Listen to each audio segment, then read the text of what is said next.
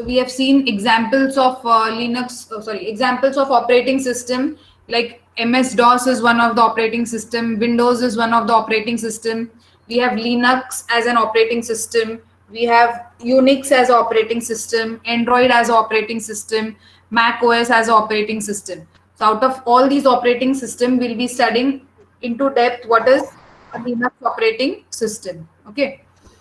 So what is a Linux? It is a open source operating system. Now, what do you mean by open source? Which means it can be easily downloaded free of cost from any of the website. So if you just simply type into Google that the Linux version 16 or download Ubuntu version 16, it will automatically download into your system. You do not have to pay anything. You do not have to pay anywhere, or it is not also a trial version for 15 days and then you have to pay for next upcoming days. It is nothing like that. It is all the time free, and therefore it is called as an open source operating system. You do not have to buy any license, nothing. You simply download and start using the operating system. It is similar into many of the features with Windows, Mac, Android, and Unix. That means many of the features will be similar in the terms with Windows, Mac, Android, and Unix operating system. Now, like Linux, Unix is also one of the operating system which is being used. So if you know Unix, you might be aware of some of the commands of Linux. Why is this? Because Unix and Linux have the commands which are similar. So it is not necessary that if you have learned Linux, you have to separately learn Unix also. You can use major of the commands, because both of the commands which are used in both the operating system are similar. Even if you look at the interface is also somewhat similar. So you do not have to learn both the operating systems separately. If you are aware about one, you can easily operate some kind of functions in the other operating system also. Okay. Now, what is operating system? We all are aware of. It is an intermediate between the hardware and the user. All the communication pass between the user and the system via the operating system. So if I want to give any input, all the input is being typed by the user through the keyboard. It goes to the CPU. CPU will signal it. So all this function, it can be done only if there is an operating system. If there is no operating system, neither my keyboard will function, neither I can see anything on my screen, neither my CPU will be able to perform any kind of the function. Therefore, it says that it conveys an input so that the input is processed by the processor and then it can be displayed on the screen. So to do this input processing and the output, I require an operating system as a intermediate. Okay, so it is a software which enables the communication between the hardware and the software. So if you have any hardware software and if you want both of them to work for your system, you require an operating system. Now we have two types of system. The first one is a single user system and second is a multi-user system.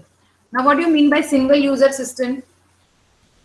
Everyone is sitting in front of a system or they are sitting in front of the mobile device. So it is only one person who is operating. I am sitting in front of my laptop, only I am operating. You are sitting in front of your mobile, only you are operating. Is anybody else operating your mobile phone? No. Nobody else is operating my system. That means what? If a system is used only by a single user, I call it as a single user system.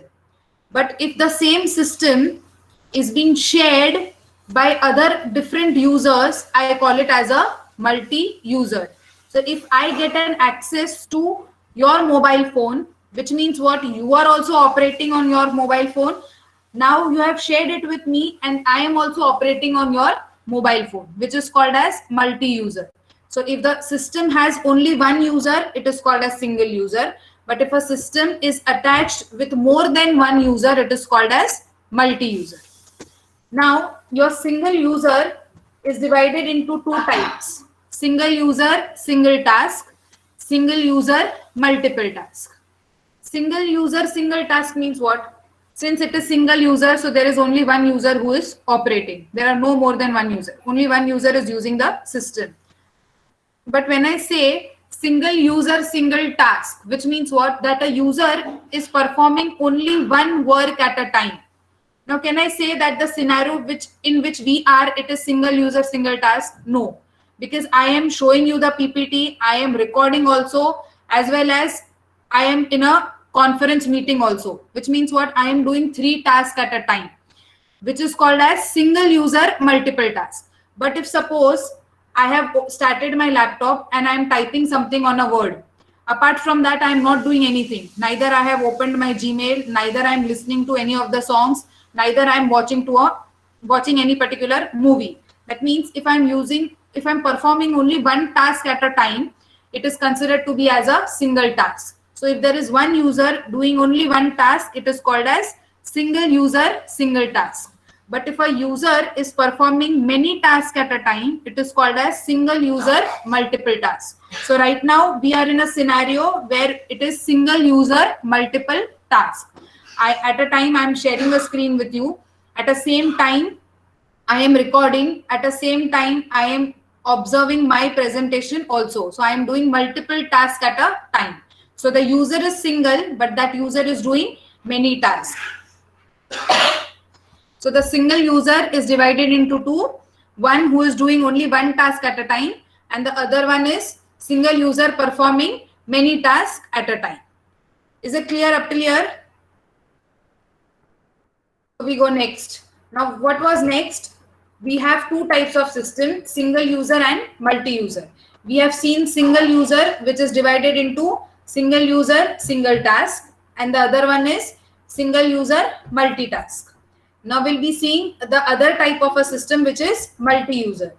Now we already know what is multitasking, multi-programming, and multi-threading.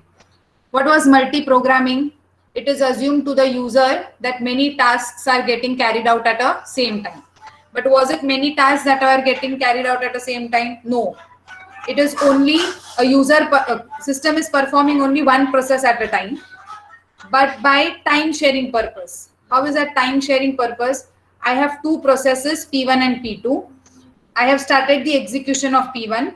That P1 requires some resources. So CPU is going to leave that P1 and start P2. That is multi-programming.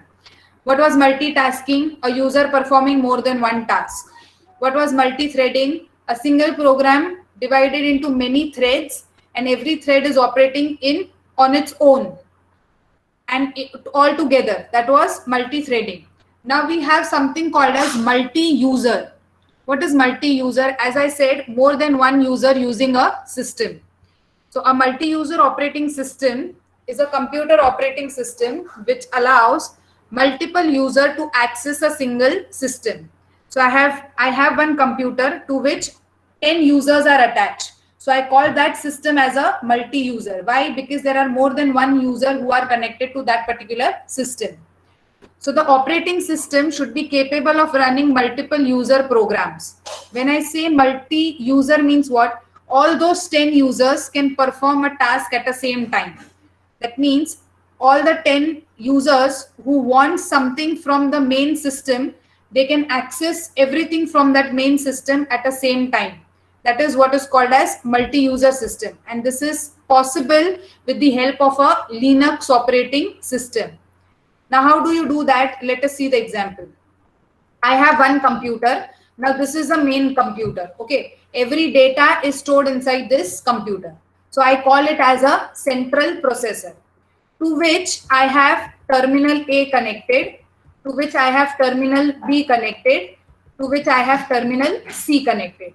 So can I say this scenario is a multi-user scenario? Yes, where I have terminal A connected to a central processor, terminal B connected to a central processor, and terminal C also connected to a central processor. How is all this possible? With the help of a operating system. Now it is not necessary that only Linux is multi-user. Your Windows is also multi-user. So I might have terminal A with Windows. I might have terminal B with Linux. I might have terminal C also with Linux. And this central processor either with the help of a Linux or with the Windows. So what is happening over here is the three system A, B, and C are considered to be multi-user. How they are considered to be multi-user? Because all the three are connected to a same central processor. So in a multi-user scenario, I have one central processor, and to this one central processor, there can be thousands of users who can be connected. Now terminal A can run some program on this processor. Terminal B also can run a program on this processor. Terminal C also can run a program on this processor. Now to all the three, it will be assumed that they are working at the same time, but they cannot work at the same time. So to make them work, we have two concepts, which are those two concepts: a time slice method and a preemptive method. Now what is that? We'll see. I have terminal A, B, and C connected to a central processor. Terminal A wants some data which is on this central processor.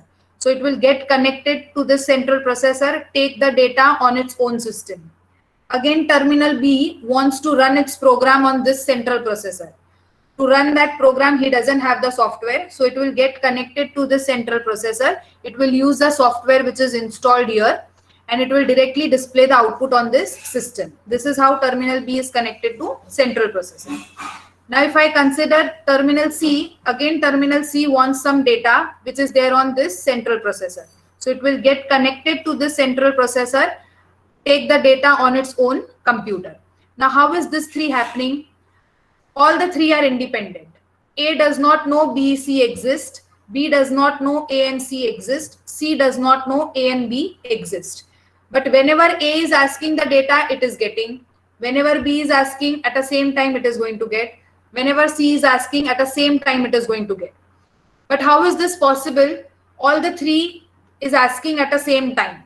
But what is this central processor doing? It is working on a concept of time slice and preemptive priority.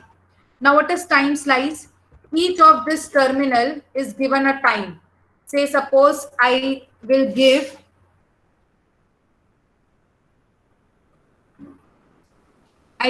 2 seconds over here, I will give 2 seconds over here, and I will give 2 seconds over here. So terminal A will use 2 seconds to take the data here. Terminal B will use 2 seconds to take the data here. Terminal C will use 2 seconds to take the data here. So what is happening?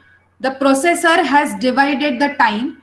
First 2 seconds will be given to A, next 2 seconds given to B, next 2 seconds given to C. But this happens in such a fast manner that all the three assume that मैंने जब भी मांगा मुझे तभी मिल गया. I will never, being a user, I will never come to know that I was being waited for this 2 seconds. Why? Because even if you are being made for 2 seconds, those 2 seconds are so small that you will never even realize that when was the work being completed. So all the three are not entertained at same time, but they are entertained based on the time slice manner. A processor has divided its work into 3 different sections, and it is going to work in those 3 different sections based on the given time. That is what is called as time slice method. What was the other method that we have seen? It is the preemptive priority based. Now we have already done what is priority based scheduling. Do you remember that? We have done it in the algorithms. We had first come first serve. We had shortest job first. We had priority scheduling, and we had round robin. What was happening in first come first serve? जो पहले आया उसको पहले time दिया जाएगा. He will complete its execution and go out. Then only the second one will come. What was happening in shortest job first?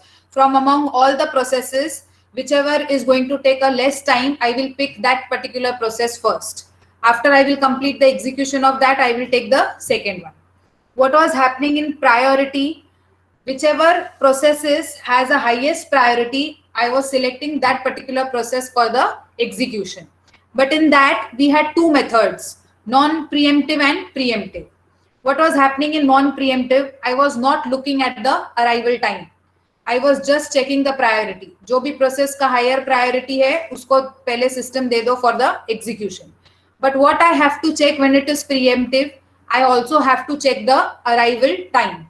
So if I have two processes, P1 and P2, out of which P2 has a highest priority, but as soon as I start the execution of P2, at the same time, if P1 also arrives, and if that P1 has highest priority, I was stopping the execution of P2 and I was starting the execution of P1. Why? Because it arrived with a highest priority. So again, a same concept can be used here also. Either it is time sharing or it can be based on priority. If your terminal A has priority 1, so who is going to execute first? It will be the terminal 1. If your terminal 2 has priority 2, will be terminal B execute? No.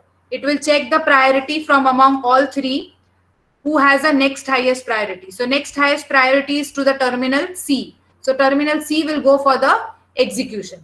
Next, it will check the priority of the terminal number 3, sorry, B. So B has a priority of 3. So after 1 and 2 has completed, terminal B will go for the execution. This will happen if it is non-preemptive. But if it is preemptive, what I have to check is I also have to check the arrival time. So if terminal A has arrived at time 0, since then nobody else is arrived, so it will be given to the system for the execution. Now, if terminal C arrives at 1, and if the priority of terminal C is higher than the priority of terminal A, what will happen? A will stop its execution and B will continue its execution. Why? Because it has already arrived and it has arrived with the highest priority. That is what is called as preemptive priority scheduling. So if it is multi-user system, I will have many systems connected to one main system from where the data exchange is going on. And how will that central processor work? Based on either time slice method or the preemptive method. So either it will give every system a same time to operate, or it will check the priority based on the arrival. Whichever has a highest priority, and if it has already arrived, it will stop the current execution and start the execution of that particular terminal. So that is how is your multi-user system going to work. Is this clear up till here? Yes. Anyone has a doubt? Yes, ma'am. Anyone has a any doubts? Should I continue ahead? Yes, ma'am. Yes. Okay. Yes, ma'am. Yes. Okay.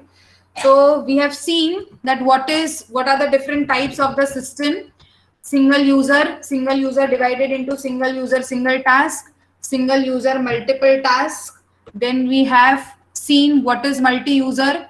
How does a multi-user system work in two methods, that is time slice method and preemptive priority method.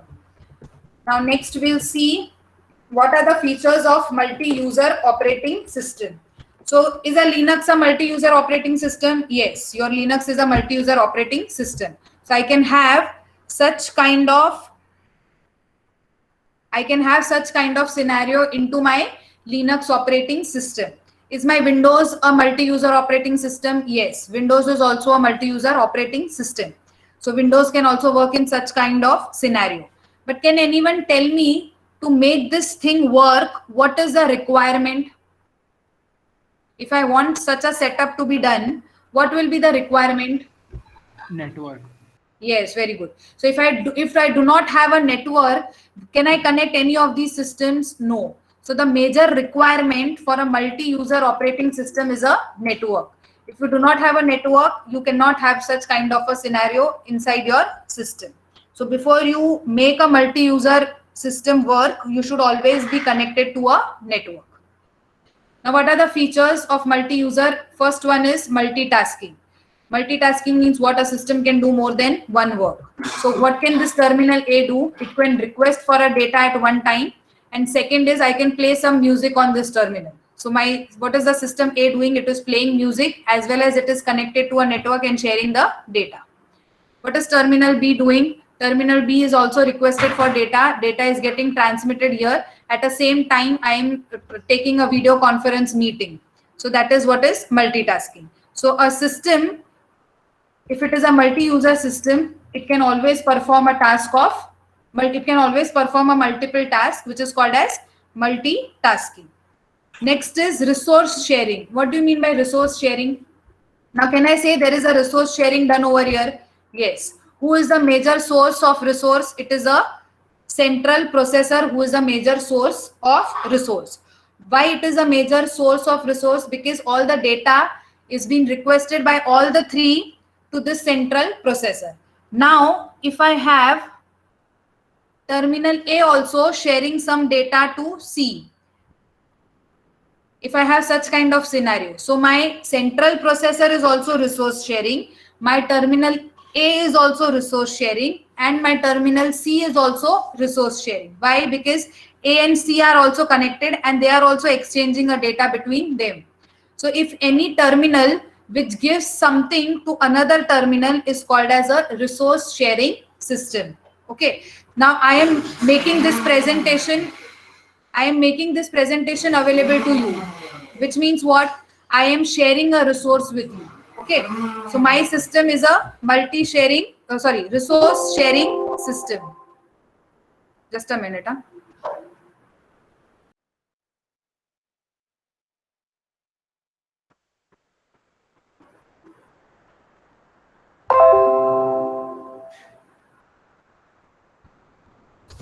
So any system which shares a resource or any kind of data with any other system is considered to be as a resource sharing.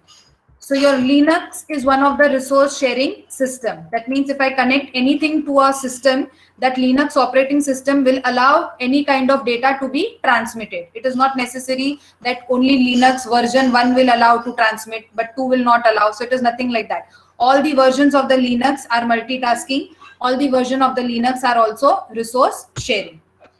Now next is background processing. What is background processing? Background processing means what? I can do something in a background and some another work in a foreground. Now if you take a backup, is it that your system will not allow anything else to be done? No. You can always make your backup run in the background and you can do your personal work or any other kind of work in the foreground. So this is what is called as background processing. You can have other separate tasks going in the background and separate set of tasks going in the foreground. That is what is called as foreground processing and background processing. So if I, for example, a backup is running in the background and in front end, I am working with my PPT. So your front end becomes your PPT and your back end or back end processing becomes your backup. So your Linux operating system allows you a background processing. But how are you supposed to do this background processing is, you are supposed to give a command to a system. You have to give a command to a system. Say for example, if I have given a command as backup. Now what will this do? It will start the backup. For example, if a command in a Linux to take a backup is only backup XYZ. Suppose it will take a backup of a file XYZ. So if I want this process to be happening in the background, what I have to do is I have to simply put a ampersand sign next to the command. So whenever I put this ampersand sign next to a command, what is my Linux system understanding? That this process should go in the background. So it will immediately execute this process in the background. Once this process has started in the background, I can again come back to my presentation and start working. So I have backup running in the background. I have my PPT running in the foreground. Now, if I want to put my PPT in the background, I will make use of a command, say something like PPT and put $. So what will this do? It will put a PPT in background and it will bring the backup in foreground. Is this understood? That is what is called as background processing. Is this clear up till here? Yes, ma'am. How do you put up? Yes, so if you want to put anything in the background, you have to simply add ampersand next to the command. And as soon as you put the other command in the background, the one which is already there in the background will come in the foreground. Okay. We'll see this ahead when we come to the Linux commands. But just remember one thing, to put anything in the background, you make use of this %sun. Okay. So that is what is background processing. So you have three features of multi-user operating system, which are those: it allows multitasking, it allows any kind of resources to be shared between any number of terminals, and it allows individual terminal to perform background processing. So multi-user, multitasking, resource sharing, background processing are, in short, all the features of your Linux operating system. Next, we'll see what are the different types of multi-user operating system. We have already seen what are the types of single user system, which is single user, single task, single user, multiple task. Now we'll see what are the types of multi-user operating system. The first one is distributed system. Second one is time slice system, and third is multi-processor system. So your multi-user is divided into distributed, time slice, and multi-processor, out of which we'll be seeing first, which is distributed. Now, since the name says distributed means what? Again, you will have a system, n number of systems which are connected over a network, and they are sharing some kind of data among themselves. Therefore, they are called as distributed. Why again distributed? Because again, they are at different locations, or they may be at the same location. So I may have 4 systems in one room, or 4 systems in 4 different buildings. Both are called as distributed. Now, what does it say? That distributed system has multiple nodes. Multiple nodes means more than one computer. Computer is also called as node. So whenever I have a system whenever I have more than one system, I call it as a distributed system. Why? Because it says that it should have multiple nodes. All those nodes are separated, but they are linked together in a network. So if you see this diagram, all the 4 are separated, but they are connected to each other with the help of a network. So all the 4 are individual, but they can be brought together if I connect them with the help of a network. So why it is distributed? They are at different location, but they are connected via a network. Okay, so they can be linked together with the help of a network. All the nodes in the system can communicate with each other and handle the process. Which means what? I can connect all the 4 systems together with each other, and all of them can communicate in between themselves. They can exchange the data, they can perform multitasking, and they can do all the possible tasks. Each of these nodes contain a small part of a distributed operating system software. Now, what is this? What we have done up till now is I have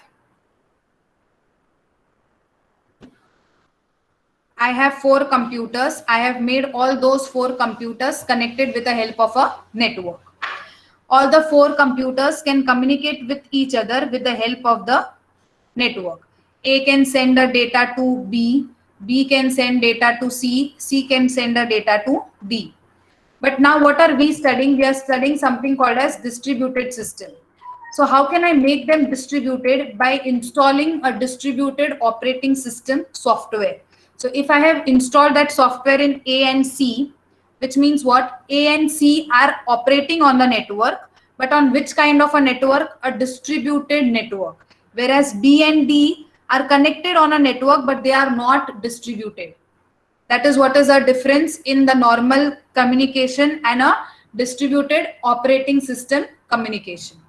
Is this clear up till here? I repeat again. All the 4 are connected on a network. Everybody can transmit the data to anybody. But if I want A to see something on the terminal C, I have to install a distributed operating system software. Then only I can see that contents of computer C on computer A.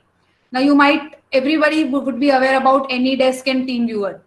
What is that? A remote access. If I cannot come to your location, but if I want to see your computer, I can do that. So to do that, I have installed a software. Which is that software? Either a TeamViewer or AnyDesk. So it can be a type of a distributed system where I have installed a software, and then A can see the contents of C and C can observe the contents of A. That is what is distributed system. Am I clear up till here? Yes, ma'am. Okay. Okay. So I'll continue. Next is types of distributed system. Now you have two types of distributed system. Everyone is aware of both the terms. First is client user system. What is client user system? I have everyone or every system is connected to one main computer, which is server. Every data is stored on this server. Every client is connected to the server with the help of internet. So I just have to send a request to that server. Whatever request is sent, that request is being given in the form of a reply back to the client. So can I say here that a client is acting as a server? No. Client is just going to send a request, and server will always give a reply to that request. Therefore, it is called as client and server. So whichever is requesting is called as client, and whichever is replying is called as a server. That is what is client server system. Now what is next? Peer-to-peer system. If you observe the diagram, here in peer-to-peer, everybody is connected to each other, which means what? A system at a time can act as a client also and can act as a server also. Every system can act as a client and can act as a server. Every system can act as a client and a server. Therefore, it is called as peer-to-peer. That means this is one peer which can act as a client as well as act as a server. So if this is a client asking something to this machine, so at that time this machine will become server and give a reply. But at the same time, this machine can act as a client and request something to this particular machine, where this machine will become a server and send a reply to this machine back. This is how peer-to-peer works, where every system is a client as well as a server, can accept the request and give the reply. Whereas in client server, client will always send and the server will always reply back.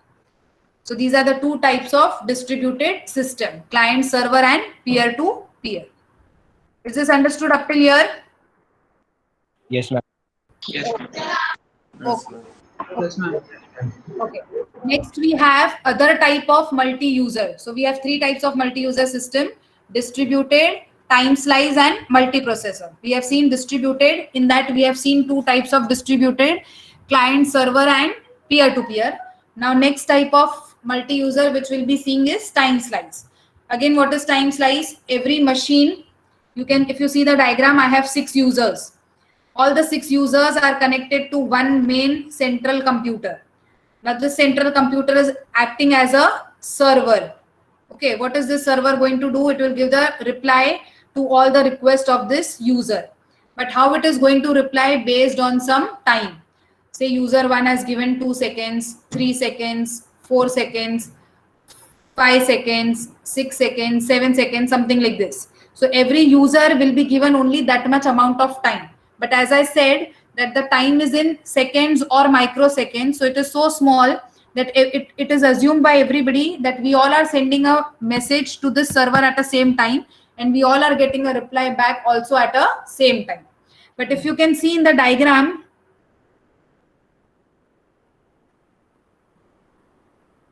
if you see in the just a minute, if you see in the diagram, can you see this highlighted part, user 5 connected to CPU? Which means what? Right now a CPU is replying to user 5. If I have this particular section highlighted, which means what? A CPU is replying to user 1. So what it is doing, every computer has given a time, but it is going to operate only with one user at a particular time for those many amount of seconds for which it has been dedicated. What do you mean by active link? That means this connection will get active only when its chance comes. The rest of the time, all the links will become deactivated. So what is the time slice? Means what? Every process, every system is being given a time. Whichever chance of whichever system comes, that particular node will be highlighted and that particular link will also become active. Once the work is being completed and if it has shifted to next system, that particular node will be highlighted and the link will get activated, and it will be operating for that much amount of seconds. Once those seconds are been completed, it will move to the next particular user. That is what is time slice system. Is this clear? Yes, ma'am. Okay. Yes, ma'am. Yes, ma'am. Okay. Next we have is multiprocessor system. What is multiprocessor system? What is assumed by it is similar to multi-programming. Many processes or many programs are getting executed at the same time, but whichever system wants a particular resource, the CPU will not sit idle at that particular time. The CPU will go to the next process and it will start the execution. So this multiprocessor is nothing but a multi-programming that we are all aware about, and it is similar to the multi-programming operating system. Okay, so these are the three types of the multi-user operating system: distributed, divided into two, client server and peer-to-peer, second time slice, and third multiprocessor system. Should I repeat any topic up till here?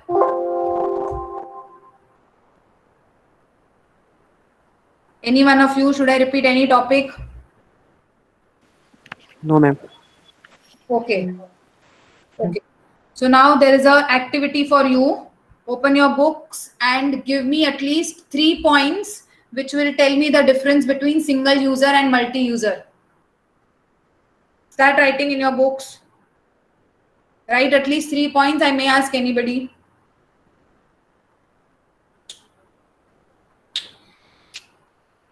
Difference between single user and multi-user.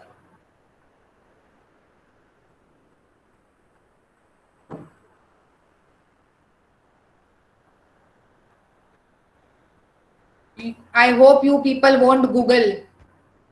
This would be a disadvantage of online learning and teaching.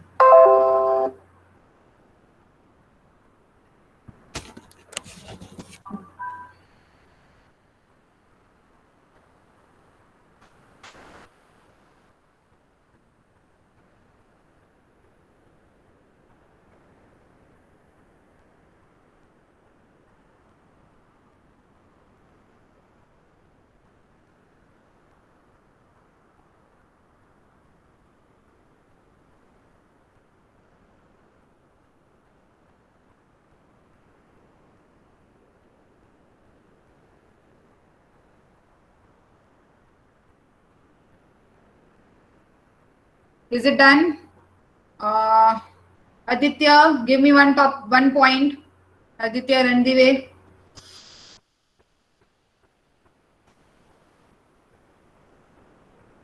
Aditya, are you there?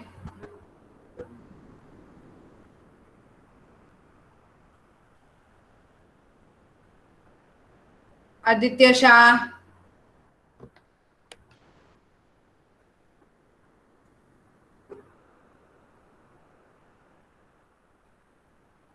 Jainam. Nobody is replying. Yes, ma'am. बताओ एक difference. Single user में in single user can use one user can only use the at a time one time, and in multiple user more than one user can use at the same time. Okay. और कुछ लिखा? The single user have two types: single user at user single task, single user multitask, and multiple operating system has distributed, time sharing, and multiprocessing. Okay, thank you, Jainam. Next, we'll call Mustafa. Any other point from this? Is Mustafa there? Yes, he's there. Yes, ma'am. Any other point? Ma'am, no. All are same. Both are same. You don't find any other difference? No, ma'am. Who has found the third one? Any other difference from these two? Ma'am. Vivek, bolo. CPU utilization is limited in single user system And CPU Yes. utilization is maximum in multi-user system. Yes, in multiple user, since many users are connected, so the CPU utilized which will be more as compared to that in the single user system. Single user. Anybody else? Yes, ma'am. Ha, bolo Siddesh. Ma'am, in single user system may or may not be connected to the network, but multi-user should be connected to the network. Yes, for single user, if I want to perform any task, that I have to connect to the system. I can do it on my own as it is on a single user. Whereas in multi-user, I have to connect to the I have to connect to the other system via the network. So the network compulsion is there. Anybody else? Okay, so let us see now. Who wants to tell? Vaishnavi, bolo. I mean, single user, client and server may not be involved, but in multiple server, client and server are involved for data sharing. Okay, for data sharing, we might require one server in multi-user, whereas in single user, we don't require any kind of servers. Okay, anybody else? Okay, who's trying to say? Okay, so we'll see what is the difference now. So the single user, this column is single and this is multi. Okay, so in operating system where the user can manage thing, okay, only one user can manage one thing at a time is called a single user, whereas multiple users can manage multiple things at a same time is multi-user. So we have example of MS-DOS as single user, whereas Linux, Unix, Windows, Android, Mac, everyone is considered to be as multi-user. That means they can be single user also, they can be converted into multi-user also. Now single user has two types, which as Jainam said, it is single user single task, single user multiple task. Here we have distributed, we have multiprocessor, and we have time sharing. Then since it is single user, it will be very simple. I do not have to involve any kind of network. I do not have to install any kind of software. Whereas this might be complex for not all, but for few of us, for installing those software, connecting to a network, then sending a request, getting the reply. So that way it is complex as compared to simple. Then it provides a platform for one user at a time. It provides platform for many users at a time. And it also maintains a database that who all have requested, to whom all the reply is being sent. So that such kind of database need not to be mentioned in single user.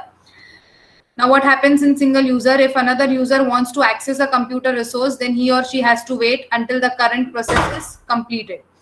But this is not the thing in the multi-user. Why? Because since everybody is connected at the same time, we do not come to know that are we waiting or not. We just assume that everyone is connected and everyone is getting the response at a same time. Now this type of operating system is used for single user. This is used for multiple users. So this is what is the difference between single user and multiple user. Now next we'll see advantages, disadvantages, and then we'll end. So what are the advantages of multiple user? System efficiency. How is system efficient? As Vivek said, that since a CPU utilization is more, so the efficiency of system is also going to increase. Why? Because not at any time the CPU is idle. It is always sending the replies to n numbers of systems that are connected. Different user can access the same document on their computer. So if I have say suppose a database of SYCO on the central system, so even me sitting at home can access that central system. Even Rupali madam sitting at her end can access the same database. So many user can access the same data at a same time. We do not have, there is no restriction on the data. There is no restriction on any kind of connectivity also. But what is the disadvantage? Private data sharing. What is private data sharing?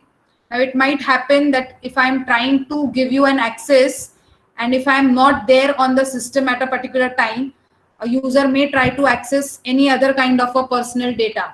So that is what is called as private sharing. Now, for example, if I have taken any desk of one particular student, and if a student goes somewhere for some time, I may access any data from his system. So that is what is called as private data sharing. So that is one of the disadvantage if we are connected over the network with multiple user.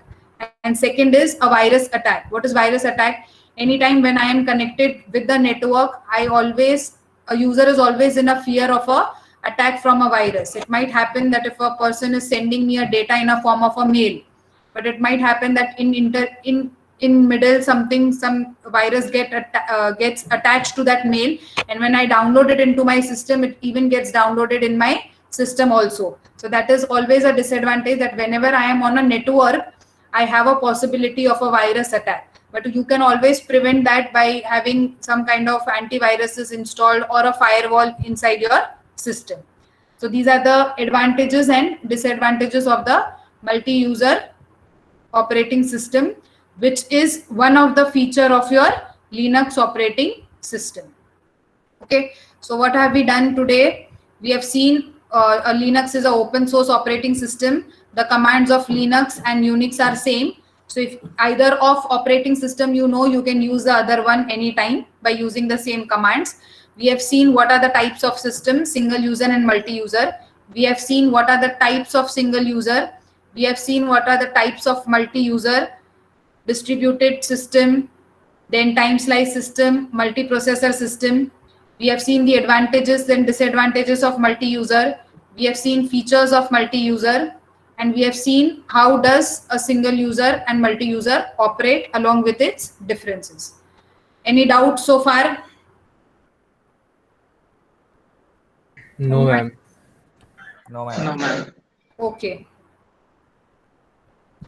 So should I end here? Yes.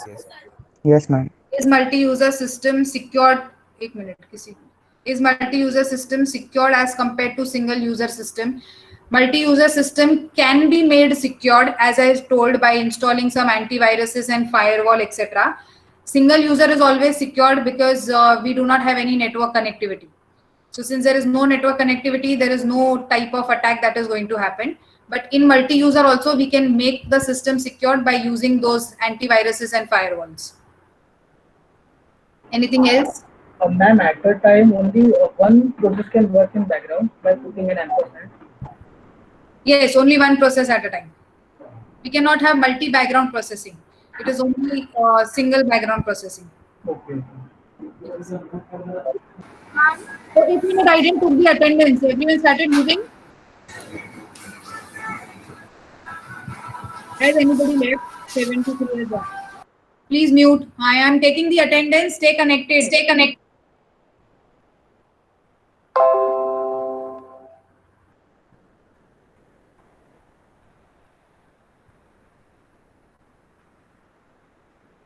Okay, so I'm reading out the roll calls. No, wait. I didn't get the attendance up till now. Wait. Did anybody go? No. No, na? Okay. Huh.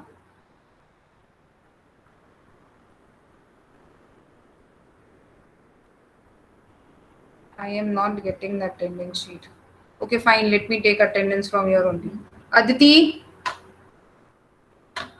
There, no. At least say yes.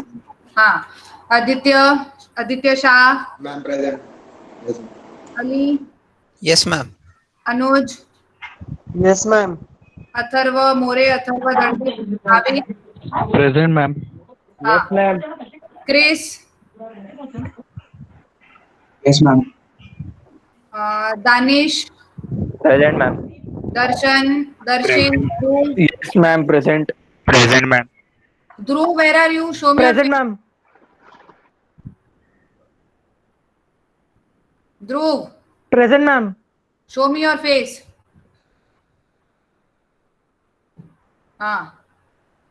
Falak, Gurkirat, Harsh. Present, Huzefa. ma'am. Mic not working. Huzefa. Present, ma'am. Jainam, Jaini, Jaivi. Present, ma'am. Yes, ma'am. Jalpriya, Jay Patel. Present, ma'am. Present, ma'am. Jay. Jay. Present, ma'am. Present, ma'am. Present, ma'am. Keyush, Kiran. Present, ma'am. Present, ma'am. Present, ma'am. Okay, then Kiran, Krupa, Kulashri, Mayur. Present, ma'am. Present, ma'am. Present. Okay. Mustafa, Nehal, Nikunj, Nikunj Panchal, Yes, ma'am. Present, ma'am. Present, ma'am. ma'am. Present, ma'am. Nirav, Nirav, Nisha, Nishtha, Present, ma'am. Present, ma'am. Om, Omkar, Paris, Parth, Present, ma'am. Present, ma'am. Present, ma'am. Parva, Pranjali, Prathamesh, Present, Present, ma'am. ma'am. okay, Rushank, Rutuja, Sakshi, all the three Present, Sakshi. ma'am. Present, ma'am. Present, ma'am. Okay. Sanskar, Shivam, Shreyas, Present, ma'am. Present, ma'am. Present, ma'am. Shubham, Shweta, Siddesh, Smith, Present, ma'am. Present, ma'am. Soham, Sonu, Tejas, Tejasvi, Present, ma'am. Present, ma'am. Sonu हाँ दिखा Umesh Vaishnavi Viral Vivek all Yash Present. Ma'am. Present, ma'am. Present, ma'am. Present, ma'am. okay Yash Nalawade can't be seen Present, ma'am. हाँ okay you all can disconnect see you all on next now and Tuesday.